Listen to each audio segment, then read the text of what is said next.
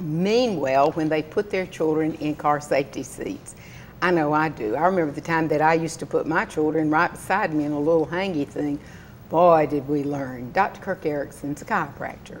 Unfortunately, he gets cases after the fact when children are injured in a car accident or because they were not properly placed into the car. So I've asked him to come and share with us some tips on making sure your little one is safe. Dr. Erikson, thank you for being with us. Thank you, Ann. I know you share my same concern about children. Well, it's a serious issue because accidents are the leading cause of death for children. 40 to 50% of all deaths to children occur as a result of a motor vehicle accident. To put that in proper perspective, about 1 in every 50 children will die in a car accident by the time they're 25, and 1 in 20 will be seriously injured. So what can we do? You know, we buy those car safety seats, but there's a certain way to check them out. Sure. Well, of course, it obviously starts with a car seat. And car seats have been shown to be effective in preventing death in infants in about 70% of the cases, and with toddlers greater than 50%. Now think about that. If 10 children die, you're talking about saving the lives of 7 babies and about 6 toddlers. But it starts with an infant, and an infant obviously up to the age of 1 and up to weighing 20 pounds must be in a rear-facing car seat. And you know, how the car seat is installed in the car is another issue. And the fire department here in Dothan, Alabama will be more than happy to check your car seat to make sure that it's installed correctly. But a big issue is where the car seat is placed. The car seat obviously should not be in the front seat if you have an airbag. Never. Never. But here's the thing, with children, young children, they shouldn't be in the front seat, period. Because here's why. People think if I don't have a front passenger side airbag, it's okay to have a child sit in the front seat. And that's not true, because studies show that if you put a child in the back seat, you will prevent death in over 1/3 of the cases in cars that don't have an airbag. And if a car does have a passenger airbag, you're going to prevent more than 50% of the deaths. And that is very significant. The guidelines say that children should be in the back seat up to the age of 12. Now that's a little tough to do, and so what I tell people is try to at least shoot for double figures, at least shoot for them being 10, because none of us are perfect about all these things, but we can get better.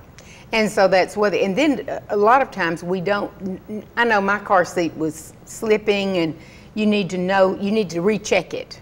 Yes, obviously. And another thing too, once a child outgrows a car seat, they need to be in a booster seat. Booster seats have been shown to reduce deaths by 60%. And trauma to their bodies. Absolutely. The thing is that seat belts are not designed for children. They're designed for adults.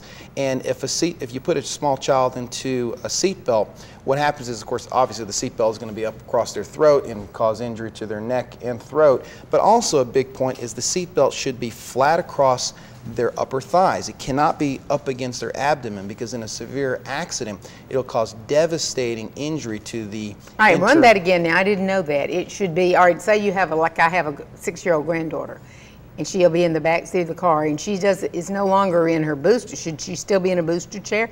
She's pretty The strong. guidelines say that they need to be in a booster seat until they're 4 feet 9 inches tall. Okay. And the point is here is that I had a patient, a 2-year-old patient, that was at his grandmother's house, and she didn't have a car seat, so she put him in the front seat in a seat belt to run to the store. Well, she hit a telephone pole and cracked his pelvis, because the problem is these seat belts are not designed to fit a small child, and if it's up into the abdomen, it can tear the viscera, the organs, and the large arteries, and it's very devastating. So you have to be careful about that. You know, we sometimes don't want the police officers to, quote, infringe upon our rights, but it is a law now that children have to be strapped, that we all have to wear seat belts. Yes, and there's good reasons for this, and it's not because they're trying to impose their authority onto us, but they're doing what government's supposed to do. It's supposed to protect us. But another issue too, that many times someone will be in a car accident, and the first question that's asked, well, did they have any broken bones? And they say, well, no, they don't. And they'll say, oh, thank goodness, as if they're okay. But in most cases, certain broken bones are much better to have than what's called a soft tissue injury, where there's tearing of ligaments and connective tissue around the spine. And this is something that a chiropractor has to deal with when the spine is misaligned and there's damage to the structures around the spine. Because if you go through any kind of trauma like that, you know, you're jerked forward. There are people that have had severe neck pain for years because they were rear-ended. Absolutely.